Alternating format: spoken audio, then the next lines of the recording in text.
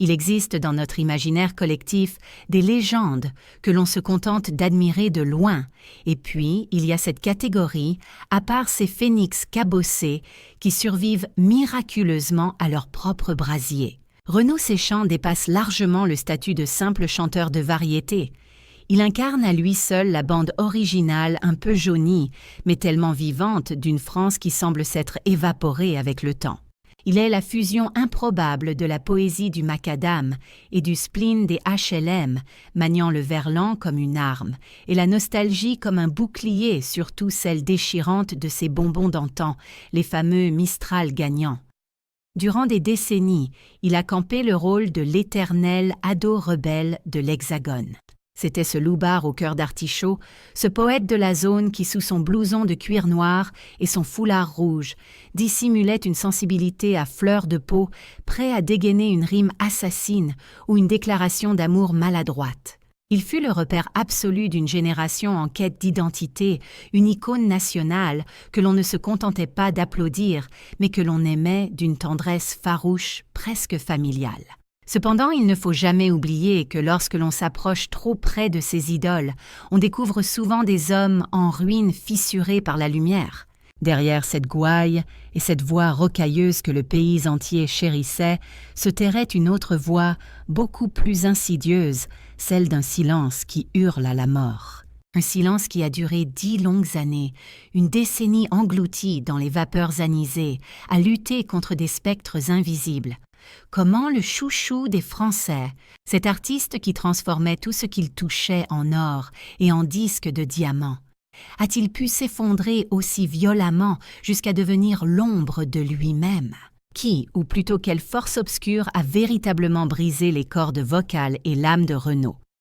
Pendant longtemps, le grand public pensait avoir identifié le coupable idéal. On parlait de la bouteille de la dépression chronique, de la facilité de se laisser sombrer. Mais la réalité est bien plus noire, tissée d'une complexité tragique que l'on soupçonnait à peine. La descente aux enfers de Renaud n'est pas uniquement le récit d'une autodestruction personnelle, c'est la chronique d'une série de trahisons intimes et systémiques. Aujourd'hui, alors que nous sommes en 2026 et qu'il a franchi le cap des 70 ans, celui que beaucoup avaient enterré prématurément a choisi de briser l'omerta. Lors d'une confession récente et bouleversante, le visage marqué par les tranchées de la vie, la voix réduite à un souffle de gravier, Renaud n'est pas venu implorer le pardon. Il est venu régler ses comptes froidement. Avec une lucidité chirurgicale qui glace le sang, il a pointé du doigt les 5 entités responsables de son naufrage, ceux à qui il ne donnera jamais l'absolution. D'abord ce démon intérieur qu'il a personnifié sous le nom du renard, puis ce système médiatique carnassier qu'il a encensé avant de l'accuser de s'être enterré vivant sous les projecteurs. Il vise aussi ces charognards de l'entourage qui se sont engraissés sur sa détresse, et bien sûr ce destin maudit qui lui a arraché sa moitié spirituelle, son poteau, Coluche. Ce jour maudit de juin 1986, où une moto a percuté un camion emportant avec elle une partie de l'âme de Renaud, le laissant seul face à une culpabilité dévorante. Ce soir, nous ne sommes pas là pour retracer la gloire dorée de l'idole. Nous sommes ici pour recueillir la confession brute de l'homme blessé. Cet homme qui, après avoir tout perdu jusqu'à sa propre voix, a décidé de se souvenir non pas dans une démarche thérapeutique, mais dans une volonté de confrontation ultime. Pour saisir la violence de la chute, il est impératif de comprendre d'abord le vertige de son ascension vers les sommets. L'apogée de Renaud, ce n'est pas juste une success story à la française, c'est un séisme sociétal. Remontons le temps jusqu'à la fin des années 70. La France pense encore les plaies de l'après-mai 68 et voit s'éteindre les feux des 30 glorieuses. Le pays est en quête d'un nouveau miroir, d'une parole authentique qui ne triche pas. Et cette voix ne va pas sortir des salons feutrés ou des conservatoires prestigieux, mais elle va jaillir directement du bitume parisien avec l'odeur de la rue. Elle explose avec la brutalité de « Laisse béton » en 1977. Ce titre n'est pas une chanson, c'est une déflagration culturelle. Soudainement, un gamin coiffé d'une casquette de Titi, la langue chargée d'argot et de verlan, se met à raconter la vie de la zone comme personne ne l'avait fait avant lui. Ce n'est pas un chanteur de charme pour Minette. Il est le loup dans la bergerie Le Zonard qui cite Brassens, et le public avec son instinct infaillible ne s'y trompe pas. Il adopte instantanément ce rebelle qui a l'air si fragile au fond. Le show business fait la grimace devant ce voyou, mais le raz-de-marée populaire est impossible à endiguer. Les tubes s'enchaînent comme des coups de poing et dressent le portrait robot d'une France des oubliés, des marginaux et des rêveurs. En l'an 1980, Marche à l'ombre devient l'hymne officiel d'une jeunesse désabusée qui ne veut plus se laisser faire. Renaud dépasse le stade de la curiosité pour devenir un porte-voix. Il offre une noblesse poétique inespérée à ceux que la société méprise, transformant la banlieue en décor de théâtre tragique et drôle. Si les médias le qualifient de chanteur énervant, parce qu'il appuie là où ça fait mal la France d'en bas, elle l'appelle affectueusement par son prénom, comme un cousin. Il se hisse au rang d'idole nationale, mais d'un genre totalement inédit. On ne le vénère pas comme une star intouchable enfermée dans sa tour d'ivoire. On l'aime comme un grand frère protecteur, comme un pote de comptoir. Chaque concert se transforme en une immense communion où la barrière scène-salle disparaît. Il tutoie son public et le public le lui rend bien. Tout le monde l'appelle Nono.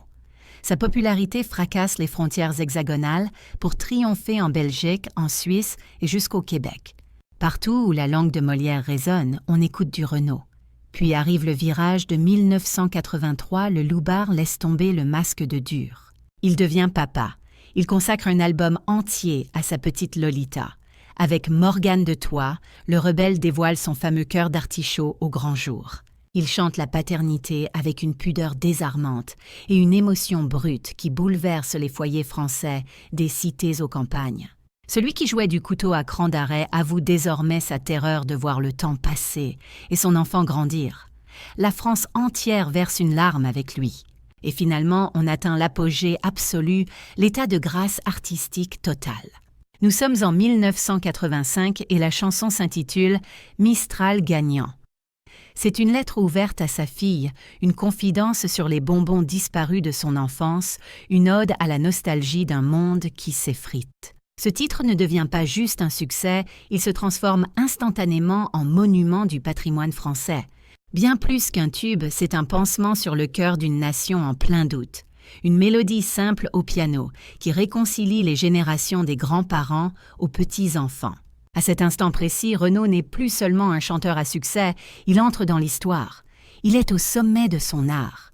Il possède l'amour inconditionnel du public, le respect critique de ses pairs et une famille aimante. Il chante la joie, la vraie celle de ses débuts, mais il perçoit déjà au loin le grondement sourd de la pression qui va l'écraser. Porter sur ses frêles épaules toute la misère et les espoirs d'une nation est un sacerdoce bien trop écrasant pour un simple mortel. Il incarne l'enfant chéri de la République, cette icône intouchable qui trône dans le cœur des Français, bien au-delà de la simple célébrité. Pourtant, il ignore encore que c'est précisément depuis cette cime vertigineuse que la chute sera la plus brutale, car tapie dans l'ombre des disques de platine et des sourires de circonstance, la bête, ce fameux renard, guette patiemment sa proie.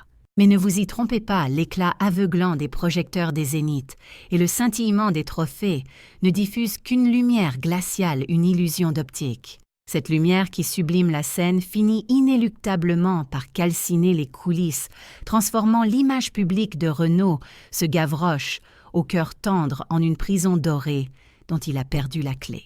La foule ne se contentait plus de fredonner ses mélodies, elle exigeait de posséder son âme, de vampiriser son essence même. La pression était devenue irrespirable, chaque syllabe prononcée était disséquée, chaque silence interprété. On interdisait à Renaud le droit fondamental d'être simplement un être humain avec ses failles. Il était condamné à perpétuité, à jouer le rôle de Renaud, le symbole, la caution morale de toute une génération, une attente démesurée qui finissait par le broyer menu. Alors que les années 80 battent leur plein, le triomphe est absolu, mais le piège se referme inexorablement sur l'artiste. Cette même industrie musicale qu'il avait jadis regardée de haut cherchait désormais à le cloner, exigeant qu'il reproduise à l'infini la caricature du loupard en blouson de cuir comme un automate. Cependant, l'homme derrière le personnage avait mûri, la paternité l'avait transfiguré, et ses aspirations s'éloignaient radicalement de l'image d'Épinal qu'on voulait lui coller à la peau. Chaque tentative pour briser ce moule et évoluer artistiquement était impitoyablement jugée comme une haute trahison par une certaine presse en quête de scandale. Et puis, il y avait cet autre adversaire le plus sournois, le plus intime, ce compagnon de route qui ne fermait jamais l'œil, celui que Renaud identifiera bien plus tard comme son démon personnel, l'alcool. Au commencement, c'était l'ivresse joyeuse, celle des copains et des fêtes interminables, indissociable du folklore du chanteur anarchiste, refaisant le monde accoudé au zinc. Le show business se frottait les mains devant cette authenticité brute. Personne ne tirait la sonnette d'alarme, ni les producteurs avides, ni l'entourage aveuglé par le succès. Ils étaient tous bien trop ravis de commercialiser la légende du poète maudit, rock and roll et autodestructeur. Seule sa famille, dans l'intimité du foyer, assistait impuissante au naufrage annoncé, voyant l'homme sombrer peu à peu. Son union avec Dominique, qui fut longtemps son roc, sa boussole et son garde-fou, commençait à se lézarder sous les coups de boutoir d'un ennemi invisible et omniprésent. Renaud n'était plus que l'ombre fantomatique de lui-même, non pas sous les feux de la rampe, mais entre les quatre murs de sa propre demeure, perdant chaque jour un peu plus de sa liberté. Ce n'était plus lui le maître à bord, c'était le renard, comme il le baptisera, ce manager de l'ombre tyrannique qui régissait ses journées et hantait ses nuits d'insomnie. Le fossé entre l'image publique adulée et la détresse de sa réalité privée s'était élargi pour devenir un véritable gouffre infranchissable. La France entière s'émouvait devant l'interprète de Mistral gagnant, voyant en lui le père idéal et l'artiste engagé aux valeurs inébranlables. Mais en privé se terrait un homme paralysé par l'angoisse de la page blanche, rongé par une solitude abyssale, même lorsqu'il était entouré par une marée humaine. Un homme qui ne levait plus le coude pour célébrer la vie, mais pour s'anesthésier, pour oublier l'insupportable lourdeur d'être Renaud, renonçant à toute normalité. Renaud séchant s'effaçait progressivement pour laisser place à l'icône et à son double maléfique qui prenait les commandes du navire à la dérive. Il était vénéré par des millions d'âmes à travers l'Hexagone, et pourtant il n'avait jamais été aussi désespérément seul face à son miroir. Il avait tout conquis, touché les étoiles, et il se tenait maintenant au bord du précipice, prêt à tout perdre car le véritable drame n'avait pas encore frappé. La tragédie ultime se tramait sur une petite route ensoleillée du sud de la France. Nous sommes en l'an 1986. Renaud est encore au firmament de sa gloire, mais sa structure mentale est déjà fissurée quand le 19 juin la nouvelle tombe comme un couperet. Une déflagration atomique qui va scinder la France en deux camps de douleur et marquer la vie de Renaud d'une cicatrice indélébile, son frère d'armes, son alter ego.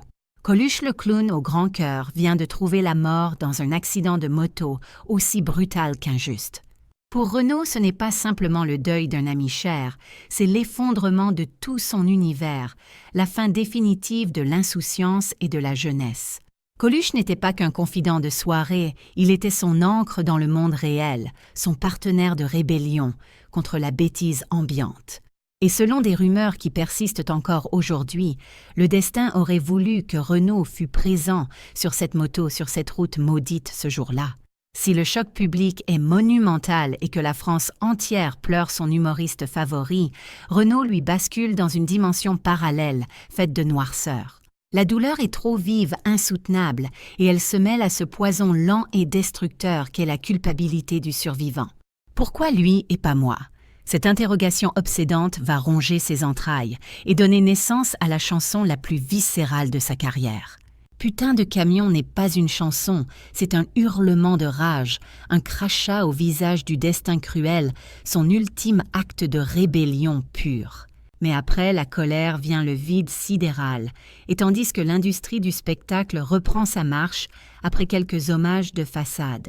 Les médias toujours affamés se tournent vers de nouvelles idoles à brûler, mais Renaud, lui cale le moteur de sa vie, est définitivement brisé. C'est à cet instant précis que le renard, son double ténébreux, s'empare des pleins pouvoirs transformant l'alcool en une nécessité vitale et non plus sociale.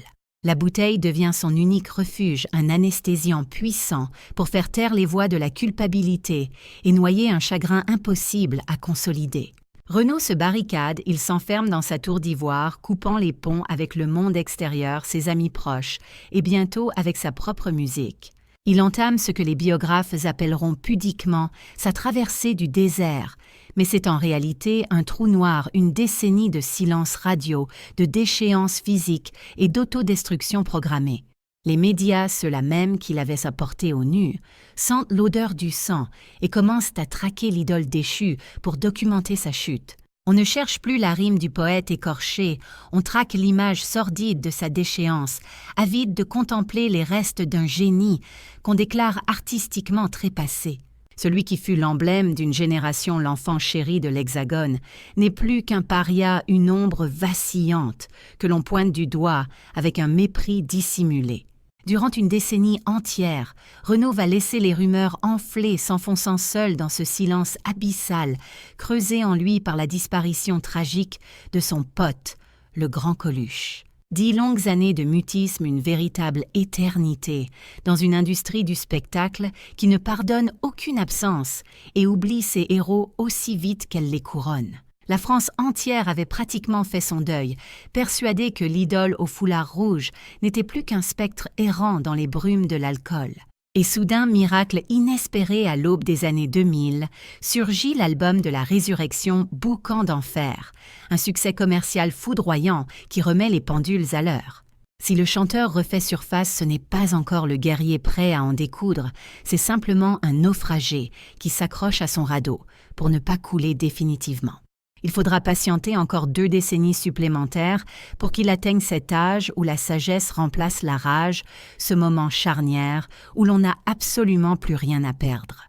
Nous voilà désormais plongés au début de l'année 2026 et le chanteur énervant a franchi le cap des 70 printemps depuis un moment déjà. Lorsqu'il apparaît sur les plateaux télévisés, ce n'est plus le loupard arrogant d'autrefois, mais un homme au visage raviné, à la voix éraillée, par une existence passée sur le ring de la vie. Ces mots sont rares économes, mais lorsqu'ils tombent, ils imposent un silence religieux. C'est dans cette vulnérabilité assumée que se joue le véritable bras de fer avec son destin. Nul besoin de hurler ou de brandir un carnet de notes. Sa revanche se déguste froide avec une lucidité tranchante qui glace le sang de ses détracteurs. L'heure des comptes a sonné, et il égrène un par un les noms de ceux qui ne bénéficieront jamais de son absolution. La première cible, c'est son ennemi de l'intérieur, ce double maléfique qui le hante depuis toujours et qu'il a baptisé le renard. Il affronte au grand jour cette addiction qui a failli avoir sa peau, la décrivant non comme une pathologie, mais comme un traître, une entité parasite qui lui a dérobé ses plus belles années. Vient ensuite le procès du système médiatique, ces charognards de la presse, qui se nourrissent du malheur des autres pour vendre du papier. Il vise spécifiquement cette intelligentsia parisienne qui, durant la décennie 90, l'avait enterré vivant, allant jusqu'à danser une valse morbide sur sa tombe anticipée. Ce qu'il ne leur pardonne pas, ce n'est pas la critique artistique, mais cet acharnement cruel, cette absence totale d'humanité face à un homme à terre. Le troisième accusé à la barre, c'est l'industrie du disque elle-même, cette machine impitoyable. Il pointe du doigt les producteurs et les faux amis du show business qui ont fui le navire dès qu'il n'était plus tendance, tournant le dos sans remords. Le quatrième coupable est plus abstrait, c'est le destin cruel et arbitraire. Ce même destin aveugle qui a arraché Coluche à la vie sur une petite route ce maudit 19 juin 1986. Une plaie toujours béante qu'il évoque encore 40 ans plus tard, comme une injustice fondamentale, une absence impossible à combler.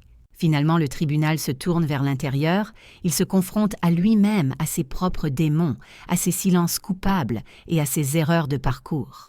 Le public venu applaudir la nostalgie d'une vieille gloire se retrouve pétrifié et pris de court par la tournure des événements. Il ne voine pas une victime qui implore la pitié, mais un juge, un survivant, qui a tenu le registre précis de sa propre destruction et qui décide enfin de reprendre les commandes de sa légende. L'Odyssée de Renaud dépasse son cas personnel. Elle agit comme un miroir grossissant de notre boulimie collective pour les destins brisés. C'est le reflet impitoyable de ce que la machine du divertissement inflige aux âmes sensibles, qu'elle prétend pourtant célébrer et porter au nu. Nous avons fabriqué cette idole de toutes pièces, exigeant qu'il soit notre rebelle de service, notre poète maudit, notre mauvaise conscience disponible sur catalogue. Et lorsque l'homme fragile derrière l'icône a fini par s'effondrer sous la lourdeur écrasante de nos attentes démesurées, nous avons lâchement détourné le regard, ou pire, nous avons consommé avec avidité les images volées de sa déchéance personnelle. Le drame de Renaud résonne avec celui de tant d'autres artistes sacrifiés sur l'autel de la célébrité. Pensez à ces enfants stars, ces prodiges que le système a mâchés, broyés et recrachés, une fois l'éclat terni, ces voix brisées par la pression ou par une solitude que tous les disques de platine ne sauraient leur combler. Combien de renards rôdent silencieusement dans les coulisses dorées du succès, attendant leur heure? Et si nous, tout comme l'industrie, avions enfin la décence de les traiter comme des êtres de chair et de sang, plutôt que comme des produits de consommation? Aujourd'hui, nous prêtons l'oreille à cette voix singulière, avec une attention nouvelle. Ce n'est plus le timbre clair et juvénile de Mistral gagnant, mais une voix de gravier usée par le tabac et les larmes, la voix authentique d'un rescapé. Elle n'est pas triste, elle est vraie. Elle nous force à l'introspection et à l'empathie, nous rappelant que derrière chaque mythe vivant, il y a un cœur qui bat et qui réclame le droit d'être entendu. Le droit inaliénable de rester maître de son propre récit, le droit souverain de nommer et de combattre ses propres monstres. Sommes-nous enfin disposés à écouter ces silences pesants, avant qu'il ne soit irrémédiablement trop tard, avant que les projecteurs ne s'éteignent pour l'éternité? Renaud, quant à lui, a gardé le dernier mot, une parole qui ne cherche pas l'excuse, mais qui pose une affirmation brutale. Il a su résumer sa légende en une phrase lapidaire, prononcée non pas pour la galerie, mais peut-être pour se convaincre lui-même. « Je ne suis pas en quête de rédemption ni de pardon. Je veux simplement que mon histoire soit narrée avec mes propres tripes, ma propre voix. » En ce jour, nous avons écouté non pas pour instruire un procès, mais pour comprendre, et espérons-le pour changer notre regard.